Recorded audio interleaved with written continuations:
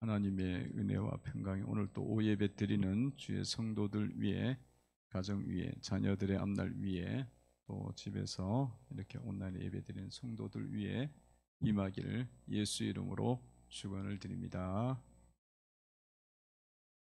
우리 10계명 10가지의 계명 중에서 이제 10번째 계명 말씀을 보고 있습니다. 10번째 계명은 무엇이냐면 이 탐내지 말지니라 했던 것처럼 탐내는 것을 금하는 명령이죠. 탐심 금지하는 명령입니다. 탐심에 대한 금지하는 명령입니다. 탐내다는 것은요. 탐내다는 것은 히브리어로 하와입니다. 하와는 이 사모하다, 바라보다 이런 뜻을 갖고 있어요. 그래서 이렇게 사모하다는 것은 좋은 쪽으로 생각하면 괜찮아요. 예를 들면 하나님을 사모합니다. 거룩한 은사를 사모합니다. 그러면 그거는 거룩한 거죠. 괜찮습니다. 근데 이게 사모하다가 이제 다른 쪽으로 가면 남의 것 사모하는 거야. 그러면 탐심이 되는 거죠. 그거를 대한 금령이죠. 남의 것, 21절에 있는 것처럼 모든 이웃의 모든 것, 그게 다 남의 것이잖아요.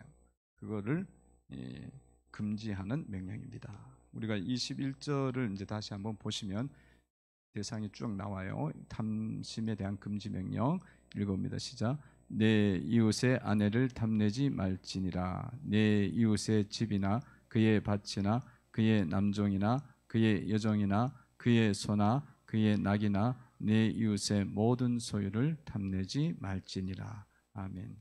남의 것, 내 이웃의 모든 것, 그게 이제 다 금지 명령이에요. 금지 명령. 이 계명의 이 특징은 마음까지도 지켜야 된다는 거예요. 마음까지. 이 금지 명령의 특징은 마음까지도 탐내서는 안 된다. 그런 마음 부분까지 말씀을 이야기하는 겁니다. 여러분, 성도들이 이게 말씀을 지킬 때에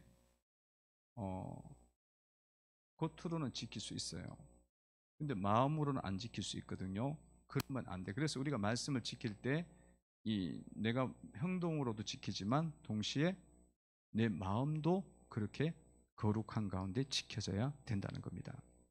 그래서 우리가 말씀을 대할 때도 마음이 그래서 굉장히 중요해요. 이렇게 그래서 여러분들이 무엇을 하든지 간에 여러분 마음을, 행동도 거룩하지만 마음도 거룩한 쪽으로 갈 수 있도록 하실 때 모든 이 말씀을 잘 지키는 성도가 될 수가 있는 겁니다. 그래서 여러분 헌금을 드려도 그건 행동으로 이제 헌금을 드릴 수는 있어요. 근데 그때도 마음도 살펴야 되는 거예요. 마음도 살펴갖고 하나님 앞에 헌금 드릴 때 어떻게 드려야 되겠어요? 우리가 즐거운 마음으로 헌금을 드려야 되죠. 인색함이나 억지로 하지 말라 그러잖아요. 그래서 헌금 드리는 거는 행동은 너무 좋은 거지. 근데 그 마음에 막 인색함이 있고 억지로 드리고 이러면 그 마음은 헌금을 안 드린 거야. 그러니까 그런 부분까지도 우리가 신앙생활 할 때 생각을 해야 되고, 여러분 사역을 하고 또 하나님 앞에 헌신하고 드려질 때도 내가 이렇게 교회에서 뭘 영혼을 섬기고 밥을 하고 또 청소를 하고 또 뭐 어떤 건축을 하고 뭐 이런 일을 하잖아. 그럼 다 거룩한 일이지, 좋은 일이지. 그런데 그것을 할 때에 여러분의 마음은 또 어떠하냐? 거기까지도 지켜져야 돼요. 늘 겸손한 마음으로 자기 자신을 낮추고 그렇게 드려질 때에 그 사역이 거룩한 사역이 되고 거룩한 섬김이 된다는 거예요. 거룩한 섬김이 되는 거예요. 그래서 여러분들 마음속에 늘 이런 섬김을 할 때마다 여러분 마음속에 늘 가져야 될 자세가 뭡니까? 나 같은 것도 써주시니 감사를 드립니다. 나 같은 것 써주시니 감사합니다. 이걸 너한테 왜 맡겨? 그러지 말고, 그리고 나 아니면 누가 이걸 해? 이렇게 막 이 생각하고 이렇게 하면은 그 사역은 섬기면 다 헛것이야. 헛것이야. 마음이 안 따라갔기 때문에 이 십계명의 10번째 계명에서 다 걸리는 거예요. 다 걸리는 거예요. 늘 그런 거 할 때마다 즐거운 마음으로, 나 같은 거 써줄 수 있는 겸손한 마음으로 즐겁게 쓰임을 받게 될 때에 여러분 헌신과 드림이 온전하게 되는 줄로 믿습니다. 그래서 이렇게 이런 마음들을 잘 살펴야 되고요. 이 탐심 중에 하나가 이기심이에요. 이기심. 이기심은 어떤 거예요? 이기심은 자신만 사랑하는 거예요. 자신만 사랑하는 거죠. 자기만 아는 거야. 자기만 아는 거. 그런 마음들이 있으면 이것도 탐심이에요. 그러니까 주님이 말씀하시기를 내 이웃을 내 몸과 같이 사랑하라 했잖아요. 그죠? 그러니까 이 자기 몸을 사랑하고 자기를 사랑하는 건 나쁜 건 아니에요. 근데 자기만 사랑하는 건 또 아니야. 그죠? 이웃도 사랑해야 되잖아요. 그러니까 내만 사랑하는 그런 마음이 있다. 이기심이 있다. 그러면 이것도 탐심에 속합니다. 그래서 여러분 자기만 사랑하는 사람 특징이 뭐냐면 다른 사람의 마음을 잘 모르는 거예요. 다른 사람의 마음이 어떠한지를 모르면 이게 지금 탐심에 빠진 거야. 그러니까 여러분 상대방이 아픈지 힘든지 이런 것들을 뭐 알지도 않고 알려고도 하지 않고 그러면 내가 지금 이기심이고 탐심의 금지 명령에 사실은 지금 어기고 있는 거예요. 여러분들 살면서 이런 것들 생각해 봤을 때 상대방의 마음을 잘 읽고 있나요? 그랬을 때 사실 잘 못 읽죠. 저도 사실 이 교명에 와서는 엄청 많이 실수를 많이 한다는 걸 많이 느껴요. 그러니까 남편은 아내의 마음을 읽어주고 아내는 남편 마음을 읽어주고 부모는 자식 마음을 읽어주고 자식은 부모 마음을 읽어주고 이게 돼야 되거든요. 가족 공동체에서. 그래야 되는데 자기밖에 몰라. 이기심이죠. 그 남편은 아내 마음 몰라. 한쪽만 계속 아내만 남편 마음 읽어줘. 이렇게 돼도 안 돼요. 다 같이 읽어줘야 되는데. 근데 이런 부분이 잘 안 되고 있으면 우리가 참 욕심이 많구나. 이기심 빠졌고 이 말씀을 우리가 지키고 있지 않구나. 발견하시고 이제 자꾸 이제 다른 사람의 심정, 아픈 마음들, 그 마음들을 읽을 수 있도록 자꾸 노력을 하셔야 됩니다. 그리고 기도하셔야 돼. 성령님은 상대방 유익이거든요. 그래서 성령님이 역사하면 다른 사람 마음을 자꾸 내가 읽어줘요. 내가 이렇게 이기적으로 살아왔어도 그 성령이 역사해 주시면 그게 되고 성령께서 자꾸 그렇게 지혜를 주고 마음을 주시면 됩니다. 그래서 여러분 속에 남편의 마음은 잘 읽고 있습니까? 아내의 마음은 잘 읽고 있습니까? 자녀의 마음은 잘 읽고 있습니까? 부모의 마음은 잘 읽고 있습니까? 이것이 잘 이루어져서 이 십계명의 10번째 계명을 잘 지키는 가정이 되시기를 바랍니다. 그러면 성숙한 가정이 돼요. 멋지게 가정이 돼요. 어제도 우리 집에서 있었던 이야기인데 간단한 이야기인데 아들이 엄마한테 새벽 기도 좀 가게 좀 깨워달라고 그랬는가 봐요. 그랬더니 엄마가 깨워도 못 일어나는데 뭘 깨워달라 그러냐. 그러니까 아니 잠을 빨리 자갖고 해야 일찍 일어나지 깨워도 못 일어나는데 뭘 깨워달라 그래. 그런 일이 벌어졌어요. 그러니까 이게 부딪힘이 있는 거예요. 부딪힘이 있죠. 그래서 아들이 그런 말은 이제 좀 안 해줬으면 좋겠다고 못 일어난다고 안 깨워준다 이런 말을 안 해서 내 마음이 별로 안 좋다고 그렇게 이제 이야기를 했어요. 그래서 그래서 이제 엄마 입장에서는 자꾸 안 일어나니까 뭐 깨우는 것도 무의미하고 그래서 그렇게 이야기를 했다고 이제 그런 이야기를 했는데요. 그래서 이제 정리를 해주세요. 정리를 해줘서 이 어떤 거냐면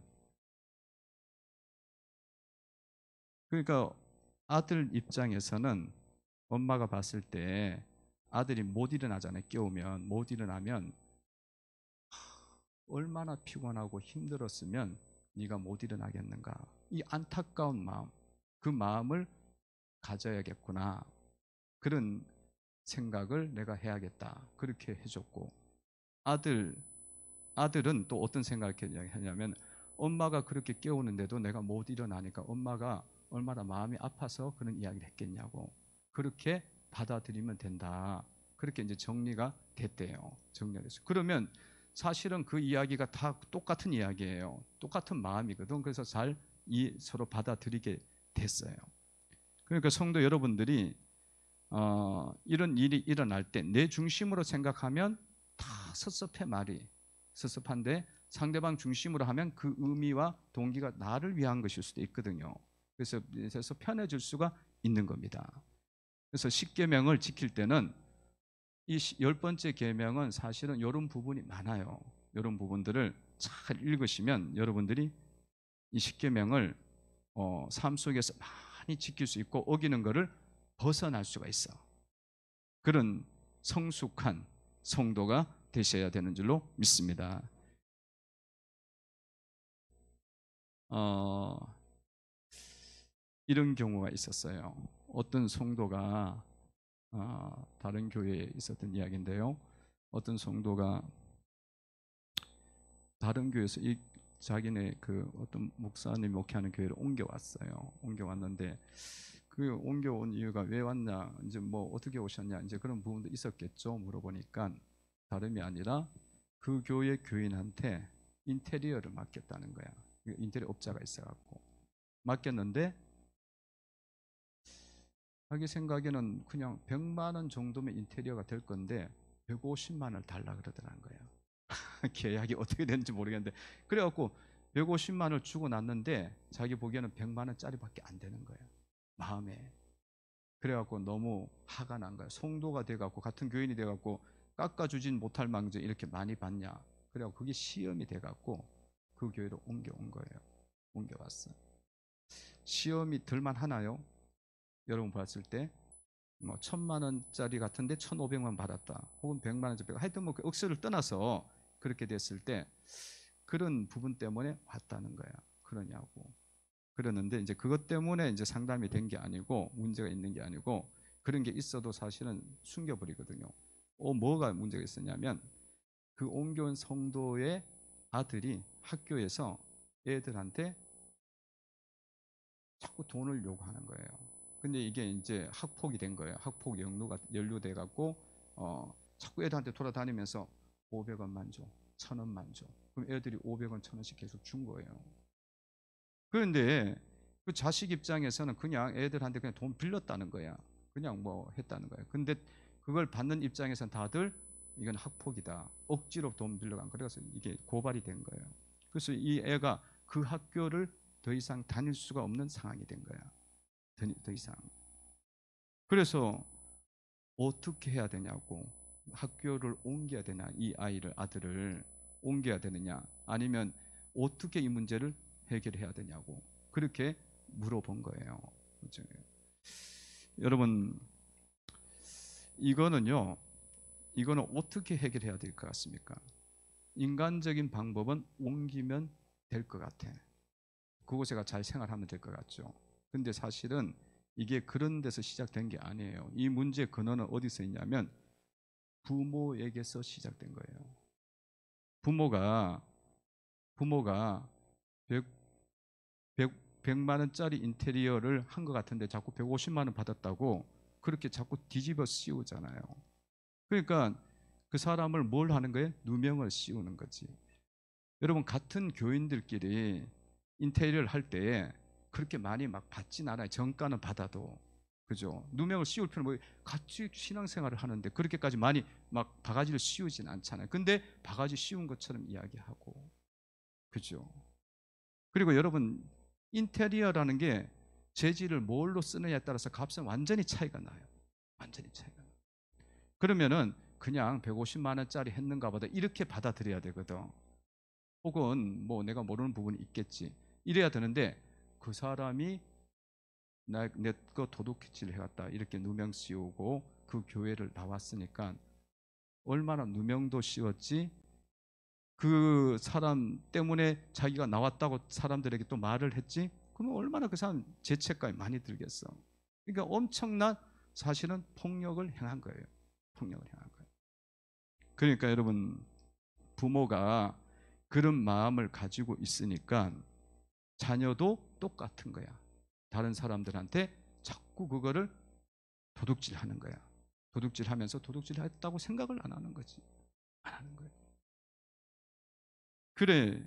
그러니까 여러분, 이거는요, 부모가 자기 자신의 마음속에 있는 욕심과 이 잘못된 마음을 발견을 하고 그거를 끊지 않는 이상은 이 자녀는 평생 다른 사람과 도둑질합니다. 바늘 도둑이 소도둑 되는 거예요. 더 큰 문제가 일어나는 거예요. 더 큰 문제가 일어나는 거예요. 그러니까 여러분들이 이런 부분들에 대해서 쉽게 생각을 하시면 안 돼요. 이 십계명을 우리가 안 지키는 부분에 대해서 가볍게 여기면은 그것이 결국은 큰 문제로 우리의 삶에 나에게도 들어오지만 누구에게도 들어오냐면 우리 집안 전체에 다 들어와요. 그래갖고 문제가 생기는 겁니다. 그래서 이런 문제가 일어날 때는요, 이런 문제가 일어날 때, 자식의 문제가 일어날 때는 누구를 봐야 되냐면 자기를 봐야 돼. 부모의 삶을 보셔갖고 그 부분에서 빨리 하나님이 나에게 회개하는 사건을 주신 거로 보고 회개를 하셔야 되는 겁니다. 그래야 풀려요. 십계명을 자기가 어기고 있거든. 여러분 생각을 해보세요. 그 성도 그 업자 때문에 자기가 나왔으니까 그 업자에 있는 그 교회에 다니는 그 업자는 얼마나 많은 그런 어떤 상처가 있겠어. 누명도 씌워졌지. 그 또 교인도 또 나갔지. 성도들은 무슨 생각했어? 그 업자를 볼 때마다, 그 업자 성도를 볼 때마다 누명이 계속 씌워지는 거예요. 이런 부분에서 여러분들이 내 잘못을 못 보고 그리고 다른 사람의 마음이 아프고 힘들고 고통스러운 걸 전혀 못 볼 때 탄심의 문제가 우리 속에 있는 거예요. 그래서 여러분들이 이런 부분에서 어기고 있는 것이 없는지 잘 살펴보면서, 그게 남편한테도 할 수도 있어요. 아내한테도 할 수도 있고 자녀들한테도 할 수 있고, 크기의 차이일 뿐이지 이게 다양하게 우리 속에 스며들어 있어. 그게 거짓이거든. 그게 탄심이거든요. 그거를 여러분들이 발견해내시고 해결해 나가시면 말씀을 지키는 거고 살리는 역사가 일어나게 되는 줄로 믿습니다. 이 살리는 역사, 이거는 해결하는 방법은요, 부모가 그 업자한테 가고 무릎 꿇고 빌어야 돼요.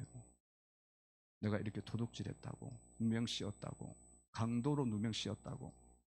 그런데 돈은 훔친 건 하나도 없어. 그렇지만은 이게 마음적으로 심적으로 엄청난 폭력을 행한 거예요. 그런데도 우리는 돈 안 훔쳤고 이러니까 이거 안 했다고 생각하는 거야. 자꾸 금지, 도둑질도 안 했고 문제 안 시켜 내가 폭력했다 이런 생각 안 하는 거예요. 근데 마음으로 그렇게 했으면 이미 많이 한 것으로 주님은 보시는 거예요. 그래서 여러분들이 영적으로 깨어 있어야 되는 줄로 믿습니다. 제가 우리 교회도 설교도 이제 그리고 있는데, 증축하려고 설교도 그리고 있는데, 설교도를 이렇게 봤어요. 그 뭐죠? 이곳 저곳 이래 다 이제 견적을 받잖아요. 견적 받는데 견적 차이가 너무 나는 거야. 아니 뭐 어디는 500만 원 하고 어디는 또 3천만 원 하고 2,500 그러는 거예요. 그러면 여러분 마음속에 뭐가 들어요? 이게 아는 사람인데 더 많이 받네? 이게 나오잖아. 예. 사실 그런 게 나올 수 있거든요. 그래서 제 마음속에 그런 게 일어날 때 그거를 없앴어요. 엄청 없앴어요. 그냥 그 방식으로 하면 그렇게 나오겠지. 또 더 좋은 설계도겠지. 예, 그렇게 생각을 했어요.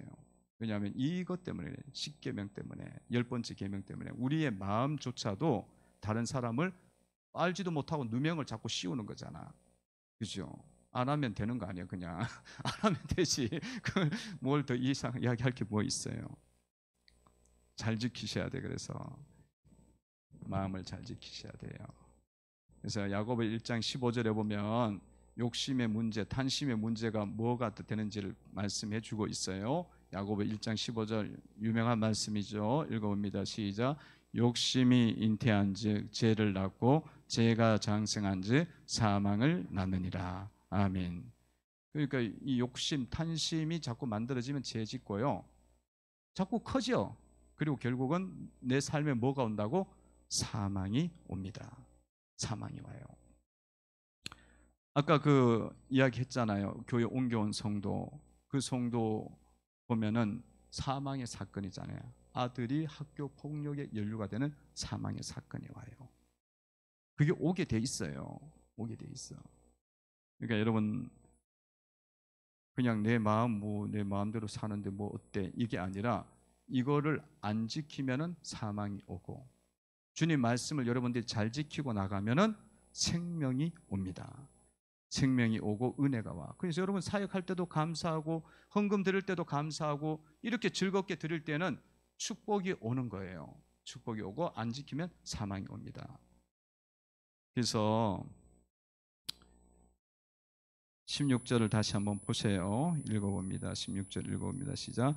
너는 내 하나님 여호와께서 명령한 대로 내 부모를 공경하라. 그리하면 내 하나님 여호와가 내게 준 땅에서 내 생명이 길고 복을 누리리라. 아멘. 지키면 생명, 안 지키면 사망이에요. 사망은 내 자식이 이렇게 무너져 내리는 거예요. 내 사업이 무너져 내리는 거고 내 직장이 막히는 거고 내 일들이 물질의 문이 닫히는 거예요. 다 사망이야. 그리고 자녀가 갑자기 영적으로 이렇게 거짓 쪽으로 자꾸 가는 거고 그런 게 사망입니다. 그러나 여러분들이 이런 말씀들을 잘 듣고 잘 지키면 이게 다 열려요. 생명으로 열려갖고 하나님의 은혜가 임하게 되는 줄로 믿습니다.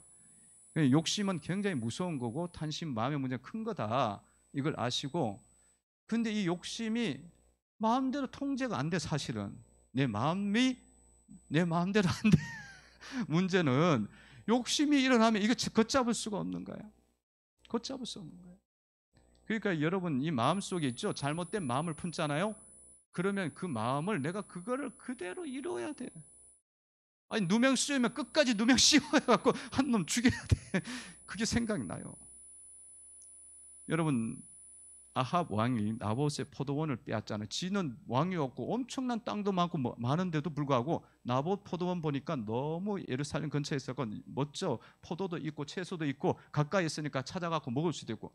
그런데 그 욕심을 왕인데도 남의 작은 포도원 그거 하나 빼앗으려니까 멈추질 못해요. 그런 거예요. 그리고 나봇이 팔아라 달라 막 그러니까 나봇이 뭐라고 이야기해? 하나님이 주신 기업을 네가 뭔데 달라 그러냐? 왕도 안 돼. 그런 거야. 그렇지. 하나님이 주신 걸 인간 왕이 빼앗는 건 없는 거야. 하나님이 진정한 왕이니까. 할렐루야. 그 나봇이 정확하게 이야기를 한 거야. 그러니까 아합이 이스라엘 사람이니까 하나님이 준 기업은 얻을 수 없지. 근데 욕심은 있으니까 금신 중에 막 근심하는 거야. 그러니까 이스벨이 떡 있다 보니까 와이프가 있다 떡 보니까 이거 가짜네 왕이 벽성 하나 있는 거 그 포도원 못 빼었나? 이 사람은 하나님 무서운 게 없으니까. 그래갖고 나봇 죽이잖아요. 죽이고 그렇게 되니까 하나님 말씀이 그 다음 바로 열왕기상 21장에 떨어지잖아요. 너도 나봇처럼 죽게 되고 개가 와서 피를 흩을 것이고 그렇게 죽어요. 아합도 죽고 이스벨은 어떻게 죽어요? 예후가 그 위에 성 위에서 화장하고 있을 때 예후가 그 집어 던져라. 살고 싶으면 니들도 살고 싶으면 신하들 보고 내시보고 집어 던져. 거기 성 위에서 내다 던져갖고 다 사지가 다 끊겨버렸어요. 그래서 개가 뜯어먹었어요. 그게 죽어 말씀한 대로 죽었어요. 그러니까 근데 내가 제가 말씀드린 게 뭐냐면 사람이요 욕심이 일어날 때는 이거는 걷잡을 수가 없어요. 그래갖고 그거를 제가 지금까지 저도 그렇지만 다른 성도들도 상담을 해보면 자기 욕심대로 해버려 나중에는. 그래갖고 사망이 왔다고 울고 불고 난리야. 그러니까 여러분들이 이 마음이 안 일어나도록 마음 관리를 끊임없이 새벽에 기도하시고 성령의 도우심을 구해야 됩니다. 성령님이 도와주셔야 돼요. 성령님이 도와주셔야 역사를 이루어가니까 성령님 능력을 받게 되면 성령의 능력을 받게 되면 새 마음이 됩니다. 그리고 새 능력이 내 가운데 주어져요. 그래갖고 이 욕심을 이겨. 왜냐하면 욕심이 사실 어디서 오냐면 내 마음에서 일어나지만 마귀가 충동질하는 거야. 마귀가 그렇게 충동질하니까 이게 얼마나 세. 그 마귀는 얼마나 끈질겨. 마귀는 제가 그랬잖아요. 잠도 안 자고 괴롭힌다고.